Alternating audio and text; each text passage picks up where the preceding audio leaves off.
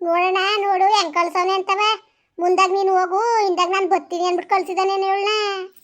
ಹೋಗಿ ಸೇರ್ಕೊಬಿಡು ನೀನು ನೆಕ್ಸ್ಟ್ಗೆ. ನಾವು ಹಿಂದ್ಗಡೆಯಿಂದ ಬರ್ತೀನಿ ನಾನು, ನೇವೆ ತಕೊಂಡು ನೀನು ಹೊಂಟೋಗು ಅಂತ ಕಳ್ಸಿದಾನೇನೋ ನನ್ನ ಹಾಟ್ಕಳ ಅವನು.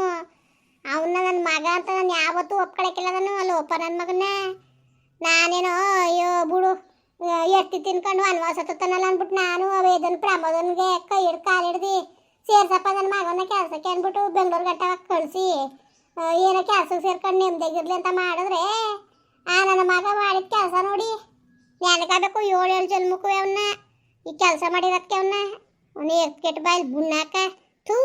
ಇಂಥ ಮಕ್ಕಳು ಹುಟ್ಟೋದಕ್ಕೆ ಹುಟ್ಟಿನಿಲ್ಲ ಅಂದ್ರೂ ನೆಮ್ಮದಿನೇ ಅಲ್ಲ. ನನ್ನ ಮಗನ ಬಗ್ಗೆ ನಾವು ಅಯ್ಯೋ ಎಲ್ಲಿ ನಿಂತಿದ್ದಾನೆ ಏನೋ ಅಂದರೆ ನನ್ನ ಮಗ ಚಂದಾಗೆ ಅವನೇ ಕಟ್ಕೊಂಡು ಮಗಿನ ಉಡ್ಸ್ಕೊಂಡು ಚಂದಾಗೆ ಉಣ್ಕೊಂಡು ತಿನ್ಕೊಂಡು ಬರೋ ಸಂಬಳದಲ್ಲಿ 1 ರೂಪಾಯಿ ಕೊಟ್ಟಿಲ್ಲ ಕಣ. ಅವನು ಹೋಗಿ 5 ವರ್ಷ ಆಗದೇನ. 5 ವರ್ಷದಿಂದನೂ 1 ರೂಪಾಯಿ ದುಡ್ಡು ಕೊಟ್ಟಿಲ್ಲ. ಎಲ್ಲ ಒಂದೇ ಒಂದ್ಸತಿ ಓದು ಅಷ್ಟರಲ್ಲಿ ಆಗ ಒಂದು 4,000 3,000 ದುಡ್ಡು ಹಾಕಿದೆ. ಅಷ್ಟು ಬಿಟ್ರೆ 1 ರೂಪಾಯಿ ಇಲ್ಲ ಅವ್ನು ಹೆಕ್ಡ. ಯಾವುದು ಇಲ್ದನೆ ಅಯ್ಯೋ ಹೋಲಿ ಬಿಡು.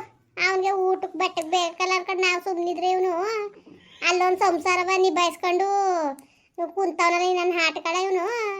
ಹಂಗಾರೆ ನಾವೇನು ಸಾಕಿತ್ತಿಲ್ವ ಸಲ್ವಿತ್ತಿಲ್ವ ಅವನ್ನ ಎತ್ತಿತ್ತಿಲ್ವೋ ಕಕ್ಬಿಟ್ಟಿದ್ನಣ್ಣ ನಾನು. ಅಯ್ಯೋ ನಾವು ಕಷ್ಟಪಟ್ಟು ಸಿಕ್ಕಿಲ್ಲ ಅಣ್ಣ. ಇದಕ್ಕೆ ಕೆಂಬಿಯೇ ಅಯ್ಯೋ ಒತ್ತರಲ್ಲಿ ಟೀ ಕುಡ್ಬಿಡಕನವ ಹಾಳಾದ.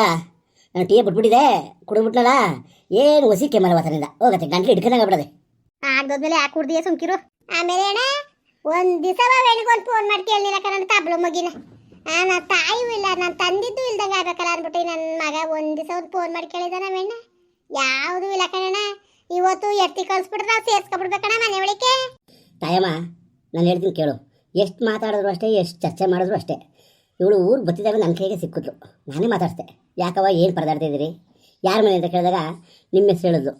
ಆಗ ನೋಡಿ ತೋರಿಸ್ತೀನಿ ಅವ್ರ ಮನೆ ಅಂತಂದಾಗ ಕರ್ಕೊಬಂದು ಆಮೇಲೆ ಕೇಳಿದಾಗ ಇಲ್ಲೇ ನಿಮ್ಮ ಯಜಮಾನನ್ನೇ ಬಾಗಿಲು ಕೂತಿದ್ದ.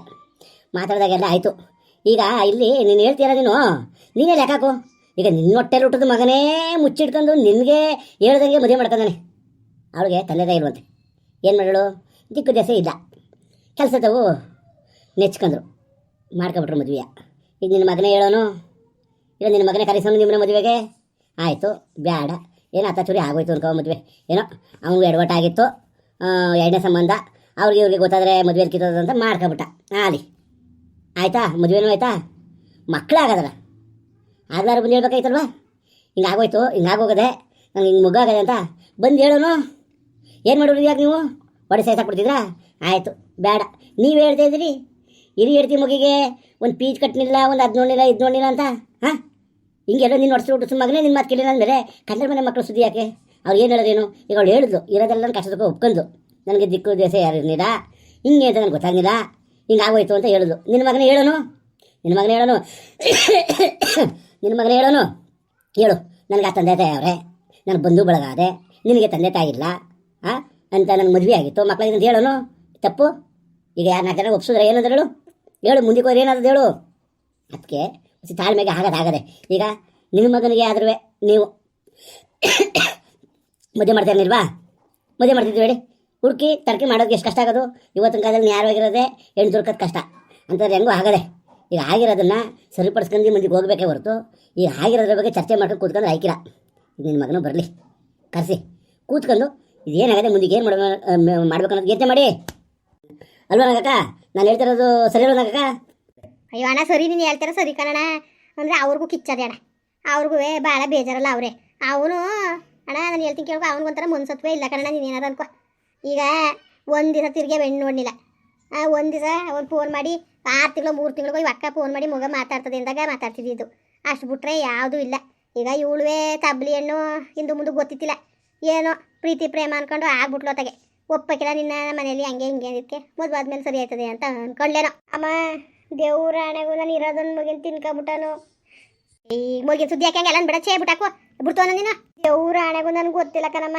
ನನಗೆ ಮದುವೆ ಆಗಿರೋದೇ ಗೊತ್ತಿಲ್ಲ. ಮೊದಲು ಮದುವೆ ಆಗಿ ಸತ್ತೋಗಿರೋದು ಗೊತ್ತಿಲ್ಲ, ಮಗ ಇರೋದು ಗೊತ್ತಿತ್ತಿಲ್ಲ ನನಗೆ. ನನ್ನ ಏನೋ ಹಂಗೆ ನೋಡ್ಕೊತೀನಿ ಹಿಂಗೆ ನೋಡ್ಕೊತೀನಿ ಅಂತ 16 ಭರವಸೆ ಉಡ್ಸ್ತಾ ಇವನು.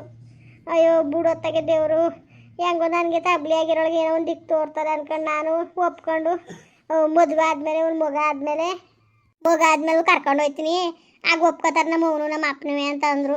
ಮಗ ಆಯಿತು. ಮಗ ಹುಟ್ಟಿದ ಮೇಲೆ ಒಂದೊಂದೇ 5 ತಿಂಗಳು ಬಾಣ್ತೀನಿ ನಾನು. ನಡೀರಿ ಈಗ ಹೊಂಟೋಗೋದ ಅತ್ತೆ ಮಾವನ ಕಾಲಿಗೆ ಬಿದ್ದು ನಾನು ಸಮರ್ಪಣೆ ಕೇಳ್ತೀನಿ ಅಂತ. ಇಲ್ಲ ಹೋಗೋದು ಸುಮ್ಕಿರು ನಾಳಿಕೆ ನಾಡ್ದು ಅಂದ್ಕೊಂಡು ಇಲ್ಲಿ ಗಂಟ್ಲು ತಳ್ಕೊಬಂದರು. ಈಗ ಅತ್ತೆ ಬಂದಾಗಲೇ ನನಗೆ ಗೊತ್ತಾಗಿರೋದು ಇವ್ರು ಮೊದಲು ಮದುವೆ ಆಗೋರು ಒಂದು ಮಗ ಅದೇ ಅಂತ. ನೋಡಿ ನಾನಂತೂ ಮಗಿಗೆ ಯಾವುದೇ ಥರದಲ್ಲೂ ಮೋಸ ಮಾಡೋಕ್ಕಿಲ್ಲ. ನನ್ನ ಮಗನಾಗ ನಾನು ನೋಡ್ಕೊತೀನಿ. ನಿಮ್ದು ಅಮ್ಮಯ್ಯ ಅಂತೀನಿ, ನನಗೆ ಇರೋಕೆ ಅವಕಾಶ ಮಾಡಿಕೊಡಿ.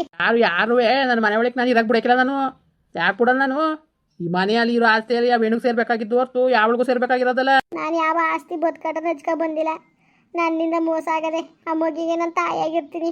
ನನಗೆ ಅದೊಂದಕ್ಕೆ ಅವಕಾಶ ಮಾಡಿಕೊಡಿ ಅಷ್ಟೇ. ನನಗೆ ಯಾವ ಆಸ್ತಿನೂ ಬೇಡ, ಬದುಕು ಬೇಡ. ನಾನು ಆಸ್ತಿ ಬದುಕೆ ಆಸೆ ಮಾಡೋದಾಗಿದ್ರೆ ನಾನು ಹಿಂದೆ ಮುಂದೆ ಯೋಚನೆ ಮಾಡ್ದಾನೆ ಅವನ ಕಲ್ ತಾಲಿ ಕಟ್ಸ್ಕೊತಿದ್ದಿಲ್ಲ. ನಾನು ಯಾವತ್ತೂ ನಿನಗೆ ಆಸ್ತಿ ಇದ್ದದ ಮನೆ ಇದ್ದದ ಅಂತ ಕೇಳಲಿಲ್ಲ. ನಿನಗೆ ಹೂವು ಅಪ್ಪ ಇದ್ದಾರ ಅಂತ ಕೇಳಿದೆ. ನಾನಾರು ಅನತ್ತೆ ಹೂವು ಅಪ್ಪ ಇಲ್ದಾನೆ ಹೂವು ಅಪ್ಪನ ಪ್ರೀತಿಗೆ ಸಿಗ್ದಾನೆ ಬೆಳೆದಿರೋಳು ನಾನು. ಅತ್ತೆ ಮಾವನಲ್ಲಿ ನನ್ನ ತಂದೆ ತಾಯಿ ನೋಡಬೇಕು ಅಂತ ಅದೊಂದು ಕೇಳ್ಕೊಂಡೆ ಅನ್ನೋದು ಬಿಟ್ರೆ ಇನ್ನು ಆಸ್ತಿ ಇದ್ದದ ಮನೆ ಇದ್ದದ ಅಂತ ಕೇಳಲಿಲ್ಲ. ನನಗೆ ಮುಗಿನ ಪರಿಸ್ಥಿತಿ ನೆನ್ಸ್ಕೊಂಡು ನನಗೆ ಹೊಟ್ಟೆ ಉರಿತು. ನನ್ನ ಪರಿಸ್ಥಿತಿಲಿ ಅದೆಲ್ಲ ಮಗ ಅಂದ್ಬಿಟ್ಟು ಅದಕ್ಕೊಳ್ಳೆ ತಾಯಿಯಾಗಿರ್ಬೇಕು ಅಂತ ಆಸೆ ಪಡ್ತೀನಿ ಅಷ್ಟೇ. ನಾನು ಮದುವೆ ಅದು ಅಷ್ಟರಲ್ಲೇ ಹೇಳ್ದೆ, ನಡಿ ಕರ್ಕೊಂಡು ನಡಿ ನೀನು ನಾವು ಹೋಗೋದ ಅಂತ. ಅವ್ರು ಕರ್ಕೊಬರ್ದವ್ರಿಗೆ ನಾನೇನು ಮಾಡಾನೆ ಬಿಡವಾ, ನೀನೇನು ಮಡಿಕಾದದು?